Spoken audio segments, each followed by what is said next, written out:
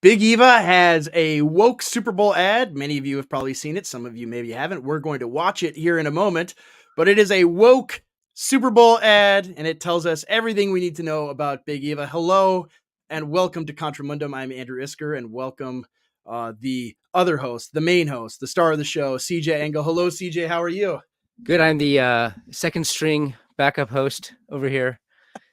Just in case Andrew starts choking on something, I will be here. No, not at all. Not at all. You are integral to the operations here. That's right. Yeah. I hope Cody Libold is watching this right now. That's right. He's our biggest fan, Cody. He makes new Twitter accounts just to follow you and me. He does. He blocked me from both. He'll comment on something and then immediately block me. And then he realizes he wants to follow my content, so that he can be concerned, like officially concerned. So he'll start up a new burner account. And I'm like, dude, you have mastered Twitter, big guy.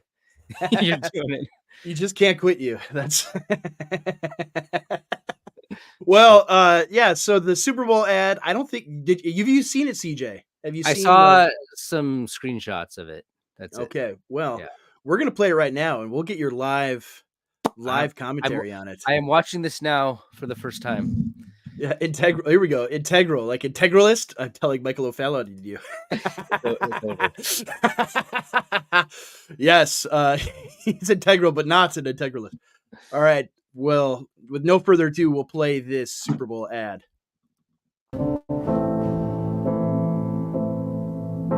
Okay, so right now it's I think like a Zoomer washing a boomer's feet. Is that if we're describing it for the audio people, the audio only listeners? What do you take from this? Just seems like Thanksgiving dinner or something, like Norman Rockwell type painting. I think so. But it gets worse from here. Okay, here we have a policeman watching who appears to be maybe Hispanic with a nice mustache, who is washing the feet of an urban youth. So this is supposed to be, like George Floyd type stuff. The police should just wash the feet of black people, right? That's apparently what is being communicated here. It's very on the nose. Don't ask me. Okay, we have like the popular high school girl with her Nalgene bottle. Really, they should have made it a. Is that a Nalgene bottle or? It should be a Stanley Cup. I mean, they're behind the times here. He gets us. But she's washing the feet of, a girl. She's sitting on a skateboard, I think. Got combat boots. She's and short dyed hair. Uh-huh. So it's like, the preppies are washing the feet of the goths here. That's the message. What you know is true. Okay, here we have an older cowboy gentleman washing the feet of an indigenous people, an indigenous persons, out in like Arizona or something. He's washing his feet. He's got his pickup truck there in the back and washing the American indigenous person. Don't have to tell you. Oh, this is the one right here. This is the big one, right? This is the worst one of all. There's the abortion clinic. They call family. They even use like the euphemism, right? Family planning clinic. And washing the foot of a young woman with a leg tattoo, who is apparently gone in or going in on her way in, on her way out. We don't really know. To murder her child, and so this very Christ-like Christian lady is washing her feet, and in the background, you've got people protesting abortion on the curb there, right? Those are supposed to be the bad people, the Pharisees. Basically, right? The ones that walked by on the street when the Good Samaritan helped out, right? Yes, that's right.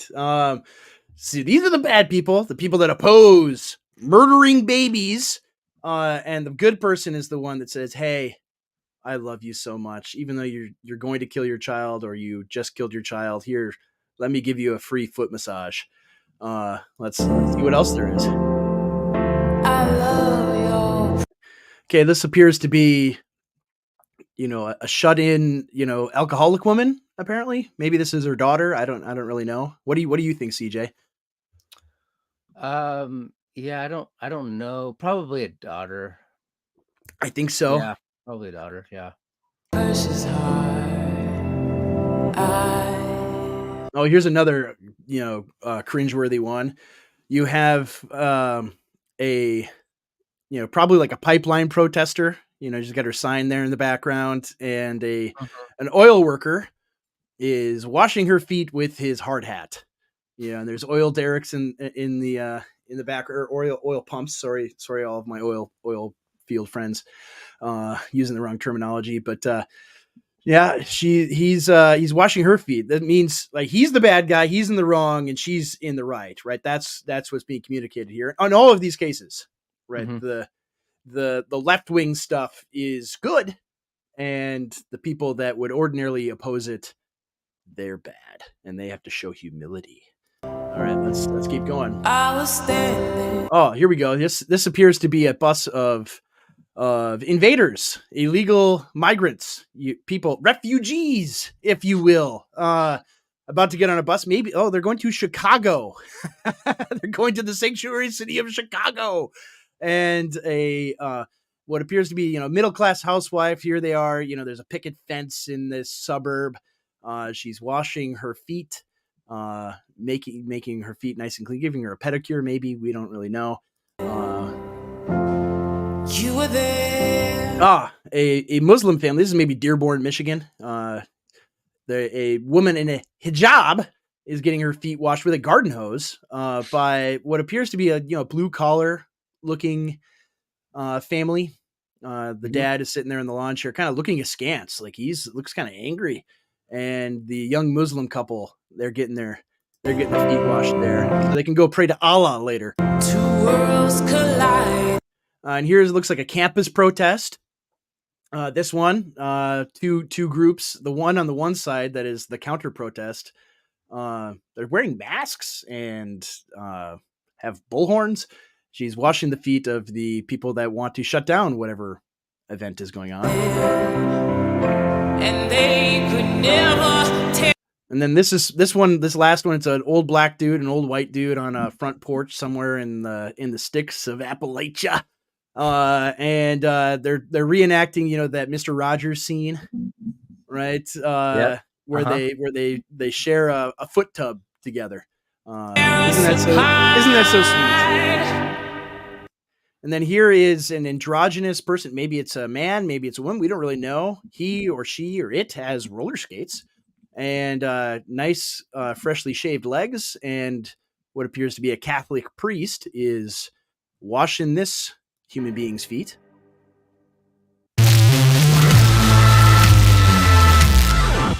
Jesus didn't teach hate. We don't know that. Actually, we do know that it's the opposite. He wanted people to hate lots of stuff. You can search through your Bibles to find out more. He washed feet. Okay, let's just stop there. That's enough of that. We don't need any more of this. What CJ did? Whose feet did Jesus wash? Do you know? Well, do I know? Yeah. Well, I mean, Jesus washed his disciples' feet. Jesus certainly washed the feet of those that he came to rescue and save. And he did also wash the feet of those who were completely neglected in society, and that the regime basically would have pushed away and that weren't interested in. So, the analogy here would be interesting, because like a lot of people are pointing out that there was no J6 protesters weren't the recipients of feet washing. Donald Trump certainly wasn't. Donald Trump supporters certainly weren't. Racists and bigots weren't having their feet washed. So one of the things that I think a lot of us get really tired of is just this weaponization of left-wing Christian priorities and impulses. They have to totally they're complicit in the weaponization of Christian themes, so that the right is being punched and the left is being talked to kindly and with open arms. And that's kind of generally Yeah. what's happening here. You can't avoid the subliminal political message of all this. Yeah, it isn't just, oh, we're trying to reach out to people that are different than us, right? That's what they're trying to say this is, right? They're trying to contextualize the Christian religion for those in the left, right? Yeah.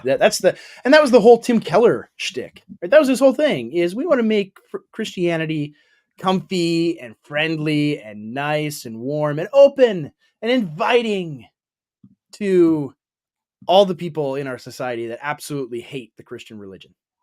Right? Well, yeah, this That's is how they do another. it. I mean, this is the thing. This is the problem that these I wouldn't even call them regime evangelicals. This is like big business conservatism, like big business, Yeah. Christianity. But they basically just have no idea what's happening in the world, Yeah. and they're tired of the culture war. They're tired of the tension, and they just want to live at peace. They just want to Mhm. go back to this idyllic past where we all basically were friends with each other before the racists and bigots came out and ruined society. And this is a constant refrain Yeah. by these types of people, that they do want to avoid the conflict. The culture Yeah. war, though, is inevitable. It's Yeah. something that we have to participate in. It's something that we are called to confront. It's something that we're called to take part in, to stand up for what is right, to stand up for our people. So I don't think any of these types of just pleasing everybody and just trying to take this middle centrist Tim Kellerite approach to Christianity is not going to do us any favors. The left wants us dead, and that's what people need to realize, and that's what people won't accept. Yeah, this is a commercial that demonstrates a mindset that is in neutral world, right? Mhm. The people that made this, the people that funded this, right? Apparently the Hobby Lobby owner gave a ton of money to this group. And I don't think that guy is particularly malicious, right? I don't. Right. I think he's pretty much a very insulated, very extremely wealthy evangelical figure that Mhm. has no idea what is going on. Mhm. And maybe his children are the ones that are divvying out all the money. I'm not sure. I've heard different things, so it's hard to say one way or the other. But it it's so obvious that this is from Neutral World. This is like straight out of Tim Keller, and you see like these ostensibly conservative evangelical figures saying, "Oh, this is great. This is fine." Like you see I don't know if you saw the tweets from the Christianity Today guy who did he's the one who did the Mark Driscoll podcast. What was it? Mike Cosper. Oh, yeah. Yeah, and it's interesting because he's taking the middle ground, because there's people on like the far left in the evangelical world. I don't even know how they could still call themselves Christians, but they do. And they're saying like this they took the Judas option, right? Speaking of people who had their feet washed by Jesus, they took the Judas option. This $7 million for 30 seconds at the Super Bowl. This money could have been used for the poor, right? So they're criticizing. They are Mhm. punching left, so to speak. Trying to find a middle ground between those crazies on the one hand, and then all of us on here saying this is absurd. This is ridiculous. The only transgender person, you could take my base card away. We watched the Super Bowl, and the only transgender people in any of the ads, maybe I'm wrong, that I noticed were in these commercials, right? Produced by evangelical Christians, right? All the big mega corporations, the Globo Homo corporations, they turned the woke dial down just a bit, Mhm. but these guys turned it right back up. It's Mhm. almost comical. And it clearly demonstrates that the people funding it don't know what they're doing. Now, the people that made it, they know exactly what they're doing. They operate in these circles, and they know they want to push evangelicalism leftward. Mhm. But the point is, and Nate Fisher made a really good tweet today about it, that responding to people who were saying no, the ad was fine, saying that, well, look at compare the Kellerite strategy to approaching culture and trying to find a middle ground and a space where we can just all get along. and compare that to, right, Doug Wilson in the early 2000s. Christopher Hitchens actively sought him out to debate him. Why? Because he knew he sincerely believed what he was talking about. He was the only guy he could find that wasn't a snake oil salesman. That he looked and saw, like, this guy's genuine and was attracted to it. Right, even though he's a disgusting, blasphemous, horrible person, Christopher Hitchens was, he wanted to fight the real deal, and that is something, as we are firmly in negative world now. The real genuine Christianity is the only thing that is going to be attractive to people, right? Who watches this ad? Like, if you're just a normie Super Bowl consumer, right, and you're watching the Super Bowl, and you want to watch Taylor Swift and Travis Kelce and all this stuff, and you're thinking, boy, oh wow, they're washing the cop is washing the feet of the black guy. They're washing the feet of a girl killing her baby. I'm gonna go to church next Sunday. Man, sign me right up. Like, no one is persuaded by this at all. Who possibly says, I want to be a Christian now? This is great.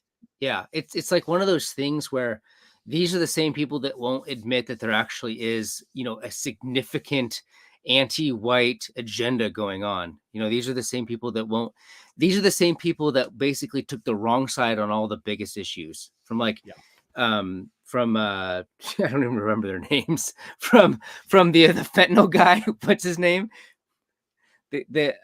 Which fentanyl guy? You have to be the knee on the neck guy.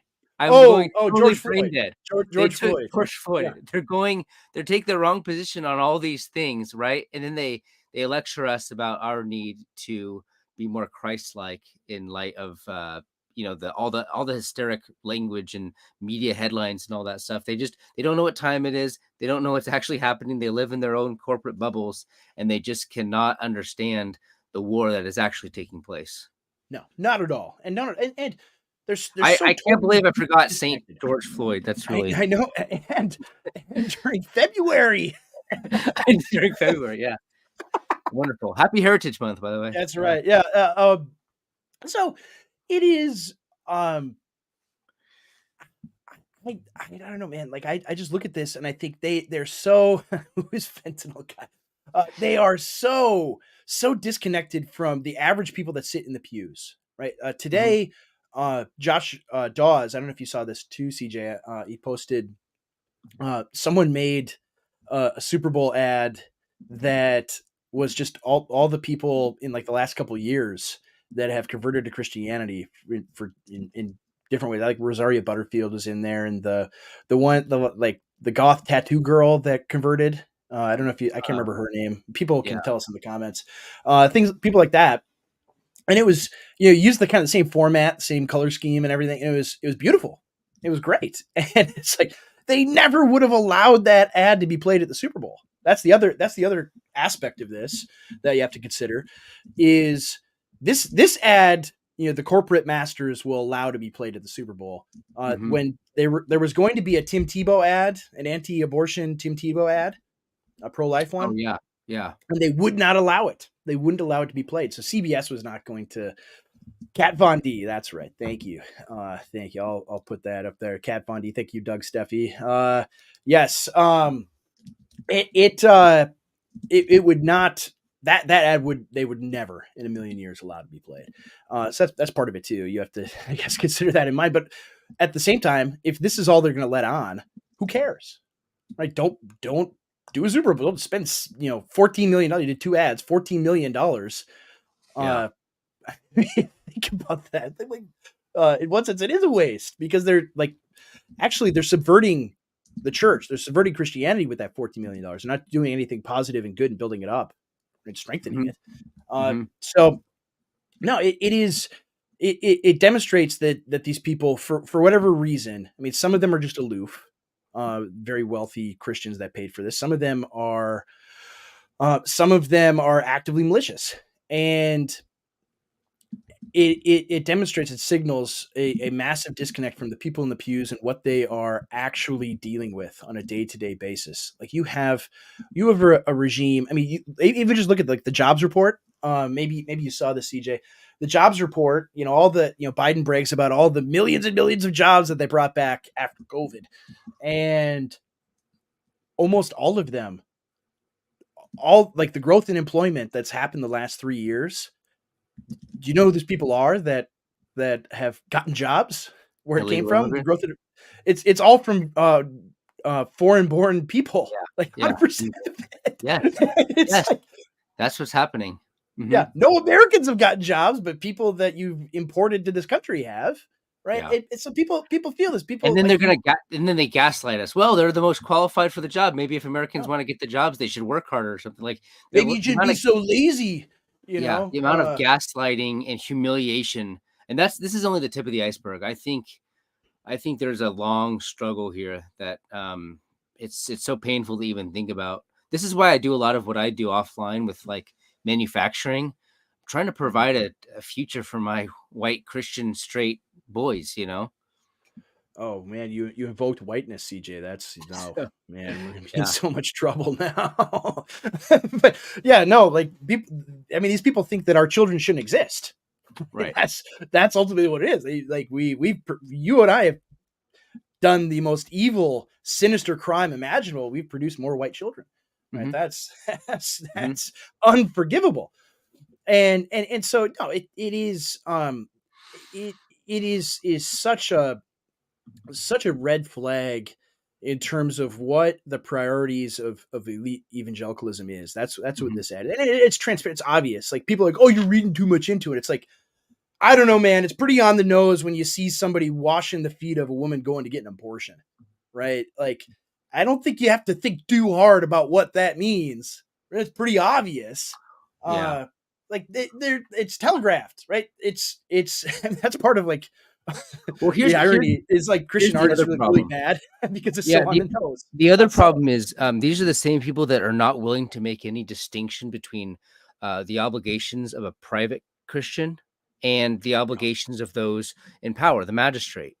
So what happens is, if we're called to be servants and to, spread the good news of the gospel and all these things, then if Christians also elect magistrates whose job and function it is to keep order in the realm and to combat bad things and to uphold good things, then they say, well, you're being unchristian like, because they're trained to think that Christians have to turn the other cheek, therefore Christian magistrates should have to turn the other cheek. That is not implied at all. Jesus was not giving a political blueprint there in his Sermon on the Mount. So I think that's another thing that people do all the time with this stuff is they immediately take private obligations, that moral obligations given to us by Christ, and they put the same onus on magistrates, Christian leaders like Dusty Deaver, to do the same thing and get mad at him when he doesn't. But he's a magistrate. He has power, and he's exercising his power in precisely the way that God intended. And, speaking of Dusty Deavers, he's going to be on with us on Friday. So Yeah, we'll have to Friday talk to him about morning. that. Little schedule change for everybody there. It'll be in the morning because that's when he's Anyways, available. 'Cause we'll he's get busy. to the At the end of we'll the get show, to we'll the talk about that more. house cleaning stuff. But I just wanted Yeah. to point out that this is important because they are always going to talk about the function of the Christian and then get mad at people who are willing to use political power against their enemies. There is an important distinction to be made between the public and the private citizen. Well, and it goes to the argument about about Donald Trump, right? Because Mhm. you have these people like, oh, he's such a godless, blasphemous, adulterous man. It's like, yeah, we know that, but he's also wielding political power against our enemies and attempting to restore order, and that's the point, right? That is the point of politics, right? Yeah. That's the point of the sword, right? You look at I mean, this is the hilarious thing. Like you think of like DG Hart saying that actually Nero was right to kill Paul. Absurdities. I don't know how many people are familiar with that, but he's like, yeah, that's how insane like R2K views are on Romans 13. But you look at Romans 13, right? We don't go that far as those people, but Romans 13 is clear, right?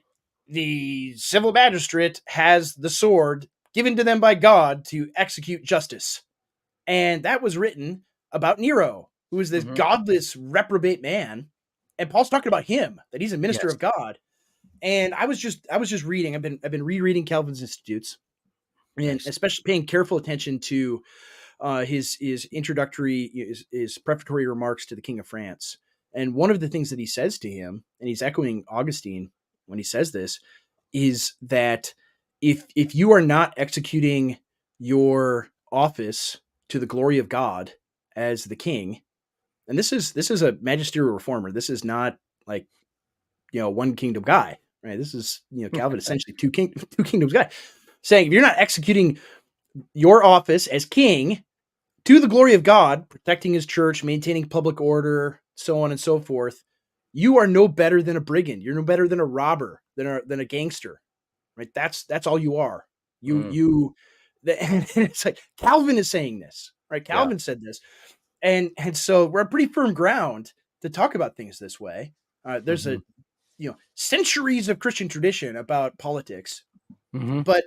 but people like this, what are they doing? They're using the commands to individual Christians as a bludgeon to say, no, you can't use and ask for, demand political power to stop the murder of 1 million babies a year. Can't do that. Yeah. You can't ask the civil magistrate to, maintain borders. Right? No, you can't do that. You just need to let all 7 billion people, have 8 billion people on earth, however many there are, have a right to come to America. Right? That's what, because you got to turn the other cheek, man. You gotta love people, man. That's what Jesus would do. Right? Yeah. This is how they use the language of Christianity to serve the interests of the regime. Right? That's Yep. the point of this commercial, this Yeah, no, message, I to agree. subvert Christianity. The thing that I wonder too, though, I don't know. You and I may disagree with it on this, but I don't know if who's the guy funding it? It's the Hobby Lobby guy funding it, right? I think apparently, like, it's it's Okay, supposed to it's be private, confidential. I but don't I know if don't he is, but know. So this is one of those situations. I don't know if the people who are funding it like him. For let's say he is funding it because he does fund Mhm. things like this. This is like up his alley for Yeah, sure. yeah, But like, yeah. let's say he's doing this. I don't know if he knows that he's being subversive.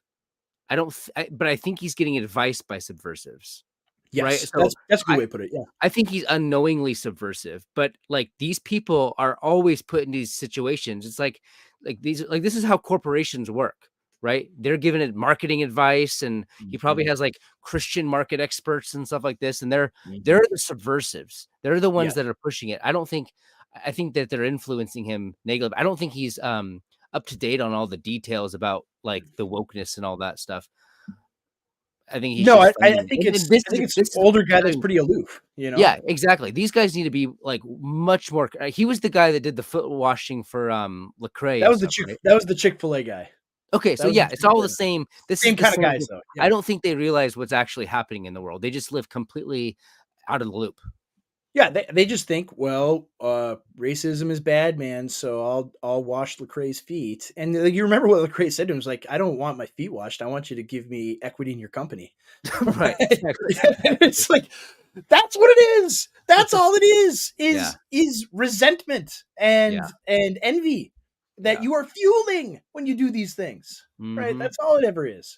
But they're clueless. They have no idea whatsoever. And I mean, people have brought up the LinkedIn pages of the people that produced it and directed it and all of that, and every single one of them, right, has pronouns in their Yeah, bio. right, right, right, Every right. single one of them. It's like, I mean, Mr. Hobby Lobby, why don't you just look at their LinkedIn page and see the kind of people you're dealing with here? But Hmm.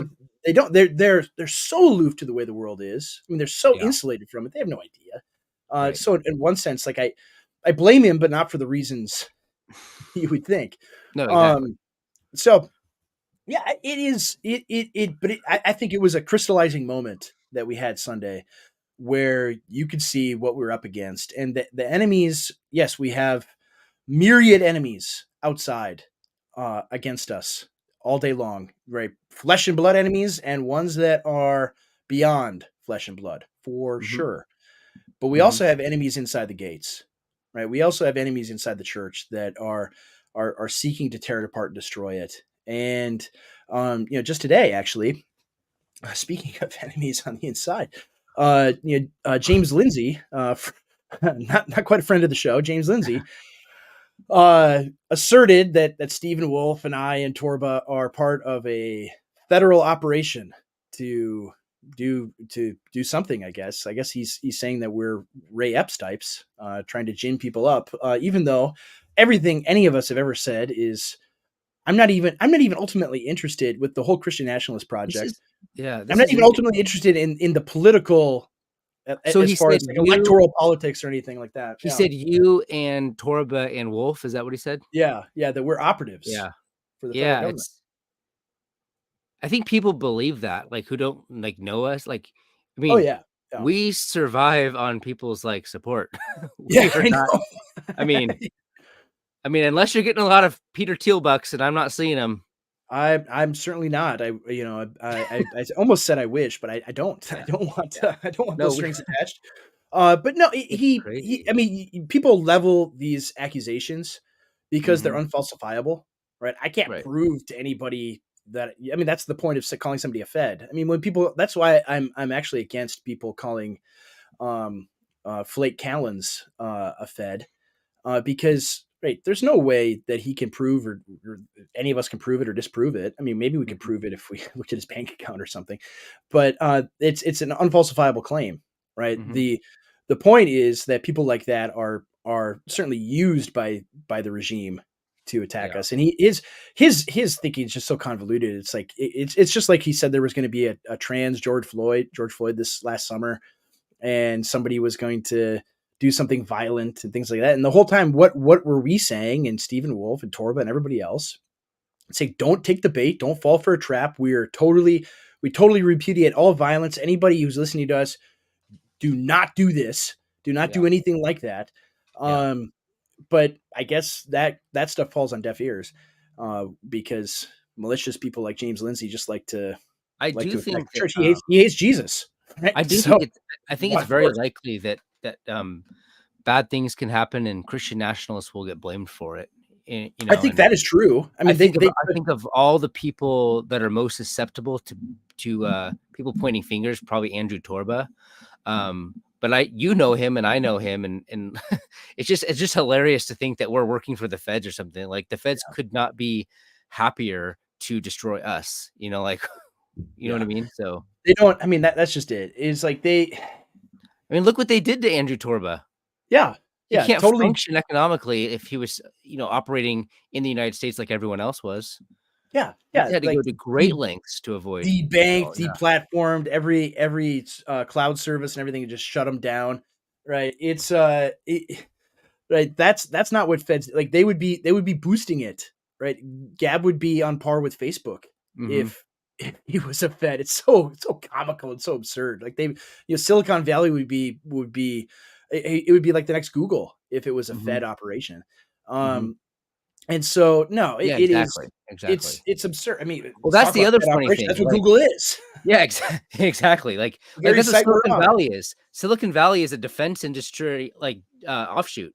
Like, it's an outpost of the surveillance state. Yeah, it got all the initial funding and money and everything else was defense contracts, and defense research. Right, that's what it was. That's what it still is.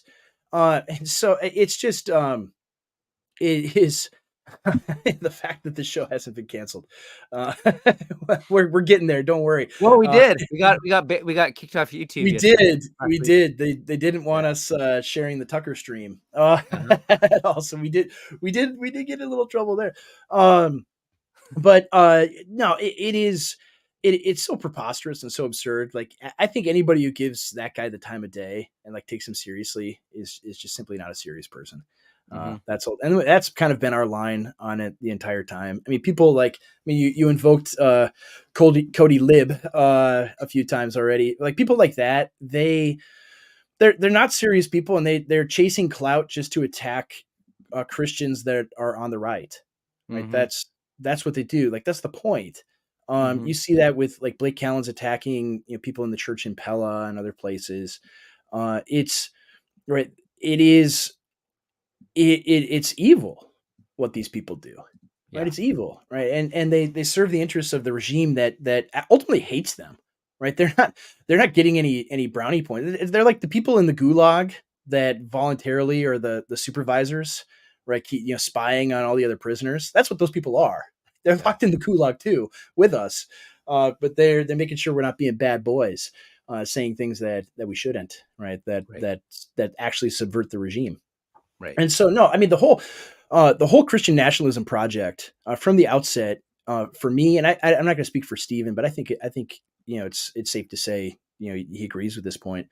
Is I'm not concerned um, with electoral politics or creating a new political party or anything like that. I'm primarily concerned with the church and the church's approach to politics and the way the Mhm. church thinks about the political. Right. Mhm. That is my biggest priority, because if the church rightly viewed politics in the way that our forefathers did for hundreds of years, thousands of years, even, Right. the church would be a very potent political force. Right. Right. That's the point that William Wolf made with us a couple of weeks ago with the SBC. Right. Why are all these bad operators doing the things they are in the SBC? Because they know that it is a potent political force in America for good, Mhm. and they want to destroy that. Right. Mhm. They hate it. So that's the point with all this too. When they slander us and lie about us and say all Yeah. sorts of horrible things about us, it's that they know we're right, and they're Mhm. terrified. Mhm. That's that's what it is. We should invite here we go. We should invite Alex Jones to be on our show. I would love, Alex, if you're watching, I'd love for you to come on. That would be fantastic. Have your people talk to our people. You can talk to, we're all going to make it, our executive producer. So there was one other thing. We're about halfway through the show here. We wanted to discuss. Well, before we Uh, do that, oh yeah, let's yeah. Go let's ahead. let's make our announcement though, because that way at the end people don't tune out before we get That's to true. tell everybody. So go All for right, it. go ahead, CJ, with the announcement. The announcement is contramundumpodcast.com. People have been blowing up our phones with notifications saying, how in the world can we support you? And all 24/7, you're getting tons of notifications. I'm getting tons of notifications. They're They saying, don't stop. how do we get you a gym membership? I already have one, thank you. They say, how do we restock your Greco gum? How do we pay for your Pellegrino? The answer is Yes. contramundumpodcast.com, where you can subscribe to our Substack, and we have some interesting tiers as little goodies for people who do support us. So Andrew, you can talk about those because I already forgot what they were. Yes. The tiers are, well, people that support the show will have access to the hottest thing on the internet right now, which is books from Based Audio Books, True. Yeah. CJ's website. So they'll get a few free Based Audio books along with supporting the show, and we will have a private subscriber only episode where you can ask all the questions in the chat. With some pretty exciting guests. Yes, we will. We're planning on bringing in some excellent guests for subscribers only, and then there's the founding level member for the very elite, the most elite Christian nationalists in America Yeah. to join, and there we'll have the subscriber only episode with the special guests, and they can join us. Right, they can call into the show and ask questions of our guests. So Wow. that will be I didn't know that. I might have to do that. yeah, you might have to sign up for that, CJ. Yeah, well, And so there'll be other goodies, down the road too, as things grow and as but our yeah, but for real, I abilities mean, the expand. enthusiasm has been great. So, people have asked us, and we want we Yeah. want to give you the opportunity. This is for you. We want to give you the opportunity to give back to us. So you're welcome. Yes. Well, and that's the thing. Like this is a labor of love that we've been doing. It's not funded by the federal government or intelligence agencies, despite what James Lindsay might think. And so this is good. Yes. Surprise announcement. Ben Shapiro will be on the show. As long as CJ can imitate his voice, he will be. No, I don't think Ben Shapiro will be joining us. That would be dynamic if he did. But no, he's not. Uh, So I'm looking like a Baptist Zoomer tonight. I told my wife I needed to get a haircut, so that's that's great. Well, the second half of the show, we wanted to talk about the Tucker interview. We didn't really get a chance to recap that. I mean, we just kind of were along for the ride on Thursday, so didn't have a lot of opportunity to comment on it. But Tucker recently spoke. He was at an event in Dubai, and CJ and I both got the chance to watch some of his comments there, and he said some really I think it was, remarkable stuff. yeah, it's more interesting than the Putin interview itself. Actually, it was to get his perspective on it. Yeah, Yeah. yeah. Yeah. So let's play a little bit of it. I'll fast forward to the 10-minute mark, and I really like the guy he's talking to. His accent.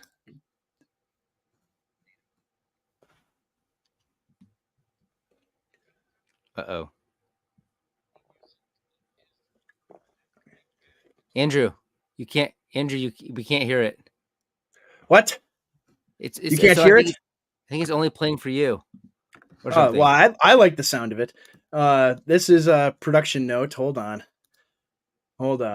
See, I mean, we need funding, people. That's right.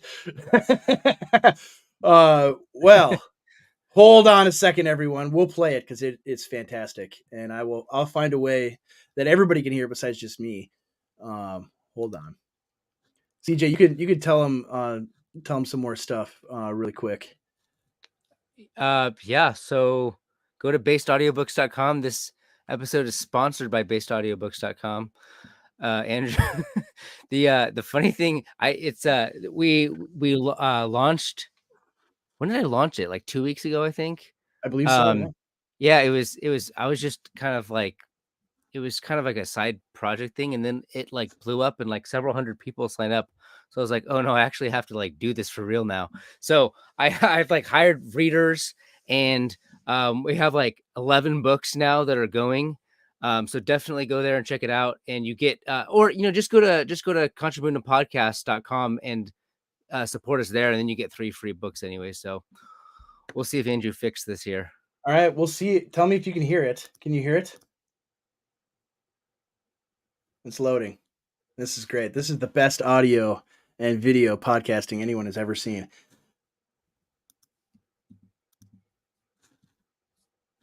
Well, it's not going to go. All right. Well, that's great. Oh, just let it load for a while we talk. Yeah, I'll let it load, and we could talk about it if it doesn't load. This is the greatest live stream ever. Thank you all for watching. The questions that he was asking him, like one of my favorites was like, this is what all the liberals were saying. Why didn't you push back on Putin for like jailing your opposition journalists and stuff, Yeah. And what about Navalny? What did you talk about Navalny? Yeah, Tucker's like, I literally was under fire from the United States government, the intelligence community, all the journalistic outlets in the entire Western Hemisphere. They were all urging me to get off the air, and you want me to go over and lecture Putin about his like irresponsible freedom of speech breaches. It's it's like, I mean, the hubris of the West, in all the ways that it critiques, Orban and Lukashenko and Putin. Is just hilarious. I mean, we live under the most totalitarian bureaucratic nightmare that we've seen, that the world has seen since the Soviet Union, and they want to lecture Putin. The hubris is remarkable. Yeah. No, it is, and that was the thing. He also said that I hear that all day long from every single media outlet about how horrible Putin is. So why would you? Yeah, why would I need to ask them those things? The American public already hears that all day. That's all they know about Putin. So why spend any time discussing those things? Yeah. Right. That is the other thing that I found interesting, and this is the thing that Bill Kristol was unhappy about today. Was he's always unhappy. Well, yeah, unless unless another war starts, unless we're bombing someone. But he's one of the things that Tucker said was that Moscow, Russia, is a beautiful city. Yeah. It's it's a beautiful city, and he also brought up Singapore and Dubai. I mean, he was in Dubai, so um, he brings up all of these foreign countries that have beautiful cities that are clean, that don't have crime in them. And Moscow is an example of this. He was struck by it. He said he was there in the 80s when his father was working for the CIA. And it barely had electricity. It was run down. You can imagine what it looked like under the Soviets. Hmm. And he said the recovery of the city is remarkable. And of course, people online are like, that's just propaganda. That's they keep that city clean and nice to show Westerners, and it's a Potemkin village and yada yada yada. And it's like, well, okay, that's cool. Why doesn't America have just uh, tiny little sections of their major cities that are clean and crime Yeah. free and people can go to just for the tourists, right? Just so people get the wrong impression about America. Why can't we even have that? Right? That's the point that Right. Tucker is making. Is Russia is supposed to be this backward country that Mhm. is totally impoverished. Much of the country doesn't have electricity, and it's just this rundown backwoods country. Yet their major city is nice, is pleasant, at least the parts that tourists go to. Yeah. And if Russia can do that, why are people in New York City afraid to go on the subway? Right? Yeah. Why is San Francisco completely covered in feces? Right? You can Yeah. look at the feces map. They make those of San Francisco. Mhm. And the Tucker didn't bring this up, but when Xi Jinping visited San Francisco, they rounded up all the homeless people. They cleaned all the streets. They washed off all the graffiti. Yeah. So they did Yeah. it for him. Filth is Yeah. a political decision. It is. It Yeah. is. It isn't. It isn't just random, right? It doesn't just happen. That has been chosen for us because our leaders hate us. And you could say, what you want about Putin. Yeah, okay, whatever you say, this horrible authoritarian guy that murders people and is evil and awful. Okay, true, 100%. Yep. And his people love him because, at the very least, even in like the most cynical way, he demonstrates things like that he's operating in their interests. He isn't I mean, actively making them live in a hellhole. Tucker made the good point that it's extremely hard to run a country as big as Russia for 24 years. And Putin has done so, and so like he continues to have the support of the base of Russia, and he's run it in a way that Russia's better off now than it was when he took over. I mean, he's improved Russia. He doesn't adhere to Western values. Obviously, Russia's not a Western country, but whatever else you want to say about him, Putin has done for Russia what the Russian people have expected of their leader. And same can't be said for Western leaders. And the internal politics of Russia are much more complex than most Americans think they are. They think that he's just this autocrat that has unlimited power and he can do whatever he wants. No, there are factions within Russia that want him gone. It's interesting, like they bring up Navalny and people like that. Like those people are much further to the right, and they want even more conflict with the West than Putin wants. Maybe they do. Like there are people that not only maybe there are people that are angry with him that he hasn't taken all of Ukraine. Why isn't he pushing into Kiev? Why isn't he doing these things? He is what people don't get. He is the moderate. Right. He is the moderate in Russia, right? That is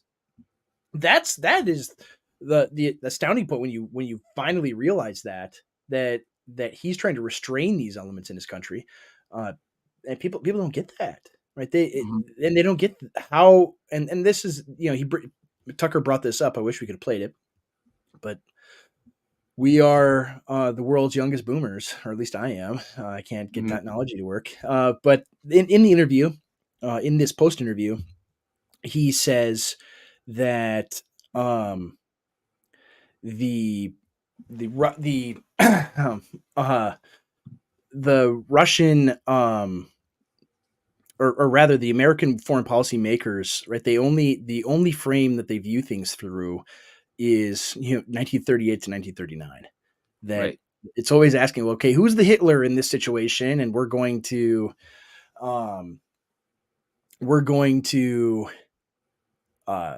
identify the Hitler, and it's going to be within those frames, and the Hitler's going to take over the world. So we have to treat everyone like Hitler. And there's no ability to understand politics in terms of, okay, what is the rational interest? There's the idea of any kind of realism in foreign policy is completely gone. It doesn't exist at all among anybody that has power. And so it's shocking, really, and especially when you understand it in those terms, that they cannot even contemplate doing anything other than that. It's astounding. And the other thing from the Putin interview, the main takeaway I had from what Putin said, and I mean, maybe he's lying, maybe this isn't actually what happened, but going to Bill Clinton and saying, hey, can we join NATO? And Clinton's kind of like, well, I think so, but let me check. And then he's told, no, you can't, by his advisors. And the same kind of conduct with George W. Bush and every leader, that the elected leaders in America, we look at Joe Biden, we think, oh, here's this, dopey, senile man that's not in charge of anything. That's just like the most obvious overt case. Yeah. They're all like that. They've been like that for, since Nixon, at least, who was kicked out because he tried to do things his way. That's when the deep state asserted their power. And before that, Kennedy mysteriously dies, right? That is, that's how our system works, is the elected leader doesn't have any power to conduct foreign policy, right? He's told what he's allowed to do, what he has to pursue.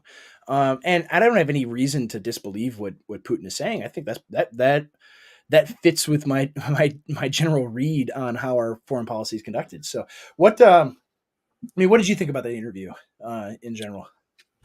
Which one? Wait, the Tucker one, or either one, both. Yeah, yes. No, I mean, in my opinion, I think the ultimate objective was Tucker. I mean, like he's talking about how he wanted to get inside Putin's mind, which is true, but I think he also wanted to. I think Tucker sees himself as having the opportunity to bring peace. This war is completely unnecessary.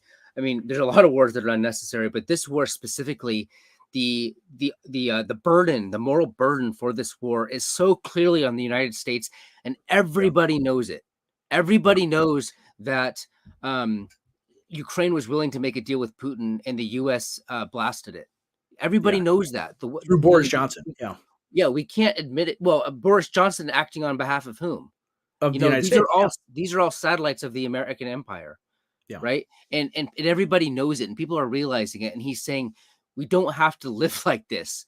We don't have to suck the resources out of our country and send it overseas for a proxy fight with the East. This is not the way that we want to live our lives. This is not the thing that's going to benefit the United States or Europe or Eastern Europe. This is not the way. And I think Tucker really saw himself as having an opportunity to bring realization to the American people so that this war can be stopped. On several occasions, Putin was explicit, and journal, like people that we read have known this for a long time. Yeah, I mean, even an outlet like Ron Paul's, they've talked about this, antiwar.com. They've talked about this again and again. The number of opportunities that Zelensky has had to make a deal have been, there are at least a half a dozen, probably 5 or 6 opportunities to end this thing. And the U.S. continues to get in the way of it. So I think that was Tucker's ultimate goal there.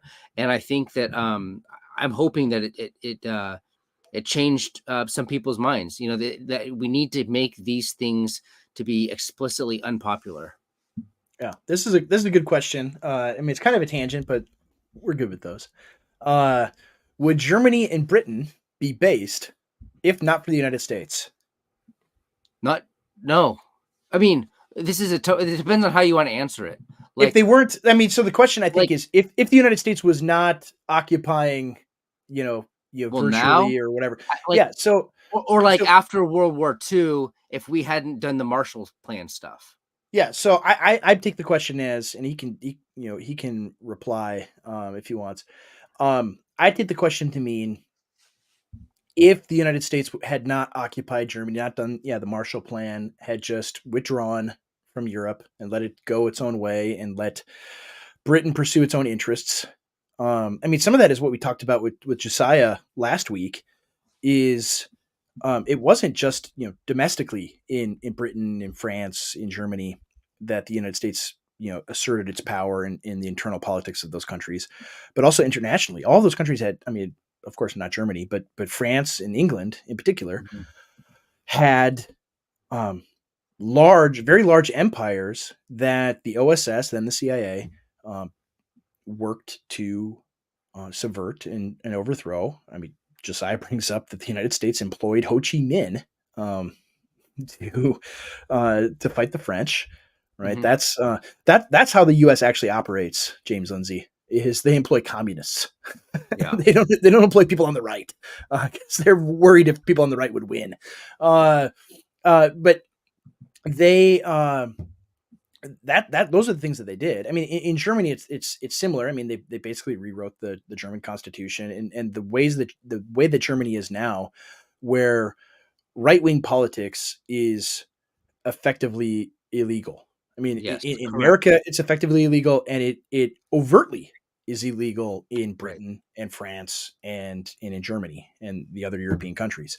Right? Yeah. You cannot have a right wing, and you see this in Germany. Like the most popular song among the youths, like actual youths in The Germany, youth. is Is that a euphemism? no Oh. among actual young German Oh. Zoomers. We actually Yeah. have. Yeah. I looked at our stats on the audio side. We have We have some people German. downloading from Germany. Yeah, Oh, yeah. well, there So, you go. Yeah. hello, V Gates, meine Freunde. And so, guten Morgen. Let me look at my index cards. That's right. Um, what the most popular song is there? Like, did you see the float at the parade? It was like a Lego guy drinking beer, and they were Uh-huh. playing they were playing Outlanders Out. That's the Uh-huh. song. It's like this techno song. Maybe if I Yeah. knew how to do internet, I would play it for you all. Then we definitely would get banned. But it's Kick Out the Foreigners. That's the song. maybe that could be the new theme song of Contramundum. Uh, Auslanders Aus. But that it's rightist politics is resurgent. It's not big. It's not huge there as in here, but there is a little glimmer of hope in these places. My wife's her mom met my father-in-law in Germany because he was stationed there. He was in the US Army and he was stationed in Germany and met his wife there. So her entire her entire family is in a remote rural German village. Yeah, And my mother-in-law is sort of the product of like the denazification efforts. So yeah, she's kind of has these liberal sentiments. She's really uncomfortable with anybody who dissents from multiculturalism as like the triumphant ideology. Like she's really uncomfortable with that. yeah, But her parents are extremely based. And one of the things that's interesting is like her uncle's been radicalized by like the AFD and stuff, right? Because he's in rural Germany, right? yeah, So rural people are always more connected to the roots than yeah. city, cosmopolitan areas.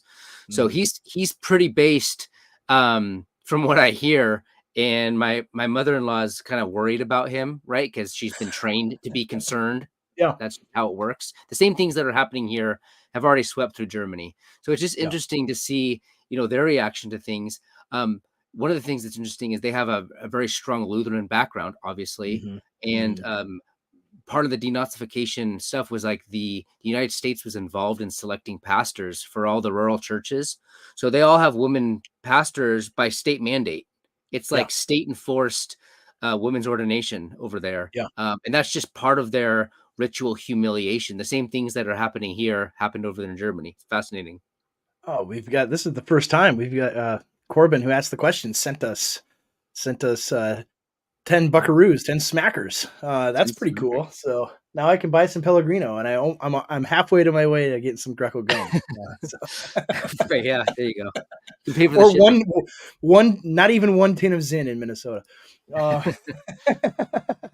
Uh, but yeah, that you're right. I mean, that I didn't even know about that with Yeah. with enforcing, and that's the thing. Like foreign countries, and you see this with Ukraine is the prime example.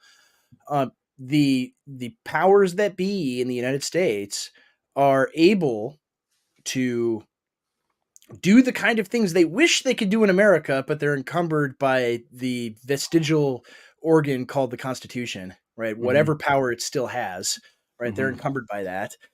But in foreign countries, they're not. They got to rewrite the whole German Constitution Yeah. themselves. Yeah. In Britain, they can tell the British Prime Minister whatever they want. And Mhm. so, I mean, the question is like, why is Great Britain? Why did they have to let in millions of foreign people, tens of millions of them over the last 60, 70 years, right? Mhm. Why? The United States made them, Yeah. right? They didn't just sign up and say, yeah, let's let in a bunch of Muslims into our country. Yeah. Right? That's a great idea. No, the US made them do this, right? That's what happened. The same thing with Germany. Why are they inundated with Muslims, especially after 2015, but even well before that? Mhm. Because the United States made them, right? Yeah. That's what our regime does. Yep. That's what they're doing in Ukraine. Why is Ukraine, this very very impoverished Eastern European country, this Slavic country that's very traditional? Why now do they have gay marriage? Right? Why do they now have transgenderism? Why all of the perversion pushed on them? Because the American regime makes them. Mhm. Right? That's why. They didn't just one day wake up and say, you know what, it'd be a great idea if we joined the 21st century and had gay marriage in Ukraine. Yeah. Right? No, they never chose that. Those people didn't choose. That's imposed on them by force by the United States. Mhm. And so that's what when you see Mitch McConnell and Mitt Romney say how we got to send billions of dollars to Ukraine, that's why. Right? So we Yeah. could push those things on Ukraine. And Well, so who that is Zelensky? they can What's his boot them. background? Yeah, an entertainer, a comedian. Well, yeah, disgusting, like depraved one. I Yeah, mean, no, like he's part of the gayification of Eastern Europe. Like that's what yeah, he the famous represents. video is him, playing the piano with his member. Right? Right. That. I mean, Yeah. just a disgusting creature. I mean, people want to talk about like how bad Donald Trump is, and I grant, yeah, not a great guy. It's a million times worse. Right? Mhm. That's what they push on that country, and Mhm. we installed him as president. Right? We're not going to Mhm. allow anybody who would be even not even pro Russia, but even like neutral toward Russia and the United Yeah. States to be in office in Ukraine. That would not be allowed. Mhm. And people have no idea. They think, they're fighting for their freedom against the evil Russians. It's like, no, the United States That's see, is this is using them as cannon fodder. yeah, That's what they are. and I think that's what the point of Tucker's thing was. It's like he wanted people to realize that they're being told a bunch of that's why there was the journalistic freak out that he was over Yeah, there. Because their lies are going to be exposed. That's what they hate. yeah, Yeah. yeah. And it's one interview. That's it. That's all. Yep. That's all it is. And the crazy thing is, like, all these people are like, why can't we shouldn't listen to this guy. He's just going to spew a bunch of propaganda and blah blah blah. It's like, well, yeah, that's what world leaders do. Of course they do. But the other option is there is no alternative. There is no counterpoint. There is no. Here's what their case is. We're just going Mhm. to believe whatever you tell us. Right. Right? That's That's the way what they we're want supposed it. to do. Yeah, exactly. Yeah. It's absurd. And so I do look at what Tucker did because it's not like he wants to push the propaganda of Vladimir Putin. He Mhm. wants there to be a counterpoint to all of the lies that we're Mhm. told all day long to pursue peace. Because what has happened in Ukraine is a world historic crime. Mhm. I don't know if people fully comprehend what has happened there. A world historic crime that the United States pushed. Mhm. You have, and Tucker brought this up in the other interview. We probably couldn't have played it the whole thing anyway because we would have gotten taken down with a copyright strike from YouTube. But he brought up days before the invasion of Ukraine by Russia, the Vice President of the United States, Kamala Harris, publicly says we want Ukraine to join NATO. Right. Right? That's the red line. Right? Yep. Cannot cross that line because, and I've made this point many times before, if a foreign adversary like China or something got Canada to join a defensive pact with the United States or against the United States, and started putting nuclear weapons in Toronto, we would invade Canada before that would go through, right? That would be a sensible foreign policy decision, right? That would be a war. I'd be like, yes, we should fight that war. That would be one of the few ones where I'd be like, yep, that's worth fighting, because your existence as a nation is threatened, right? If you have enemies with the ability to launch nuclear weapons where there's not the possibility of a nuclear response, right? They have you completely where they want you. They have you completely under their sway, and they could dictate your own government. They could say, nope, this person's not going to be president. We want that guy to be president. And if you cross us, maybe we'll push the button, right? Yeah. That's what Ukraine was.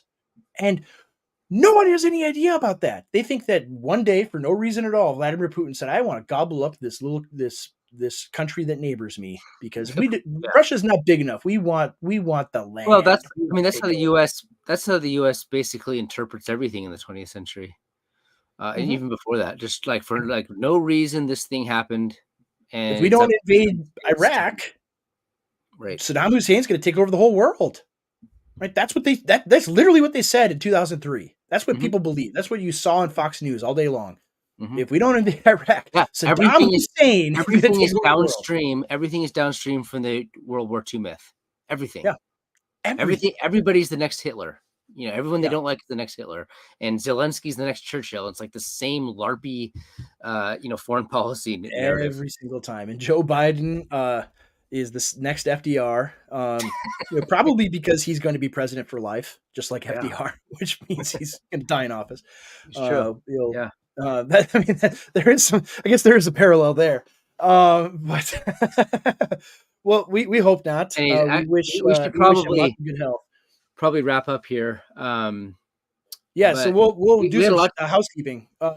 Let people know, CJ, about like we said before, go and support us at contramundumpodcast.com, which takes you to our Substack where you can subscribe. And we're really pleased on Friday to be talking with Dusty Devers about his efforts in Oklahoma, and we'll get his take on the immigration stuff, and then also the general media response to his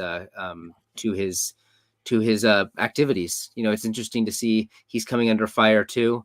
And so that's good. I mean, we need people like Dusty to lead the way for us, and I hope there's more on the horizon. So we'll have a good conversation with him on Friday morning this time instead of Friday afternoon. Yeah. So stay tuned. You'll see. We'll publicize when that's going to be coming out. But until next time, all of you stay dangerous out there, and we will see you peacefully dangerous, and we will see you next time.